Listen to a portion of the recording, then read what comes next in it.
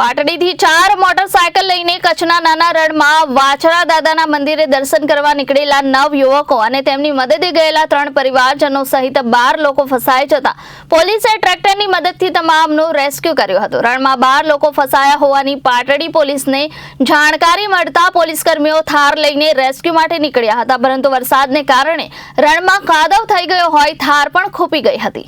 પાટડીથી 4 motorcycle લઈને કચ્છના નાના રણમાં વાછરા દાદાના મંદિરે દર્શન કરવા નીકળેલા 9 યુવકો અને તેમની મદદે ગયેલા 3 પરિવારજનો સહિત 12 લોકો ફસાઈ જતા પોલીસે ટ્રેક્ટરની મદદથી તમામનું રેસ્ક્યુ કર્યું હતું। રણમાં 12 લોકો ફસાયા હોવાની પાટડી પોલીસને કંટ્રોલ રૂમ મારફતે જાણ થતા પોલીસકર્મીઓ થાર લઈને રેસ્ક્યુ માટે નીકળ્યા હતા, પરંતુ વરસાદના કારણે રણમાં કાદવ થઈ ગયો હોય થાર પણ ખૂંપી ગઈ હતી। અંતે ટ્રેક્ટરની મદદથી ફસાયેલા 12 લોકો તેની મોટરસાયકલ અને થારને બહાર કાઢવામાં આવી હતી। 20 થી 25 કિલોમીટર સુધી ચાલીને થાકી ગયેલા યુવકો રણમાં જ ઊંઘી ગયા હતા। 9 યુવકોને 15 કલાકે પાણી પીવા મળ્યું હતું।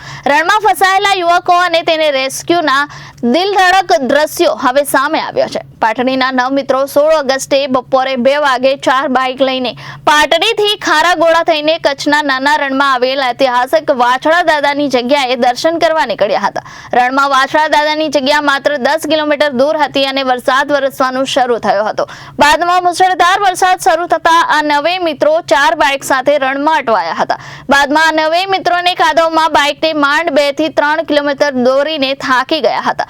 બાદમાં દિશાભ્રમ થતા રણમાં રસ્તો ભૂલી ગયા હતા। ભૂખ અને તરસને કારણે એમની હાલત કફોડી બની ગઈ હતી। Bureau report Janadesh news.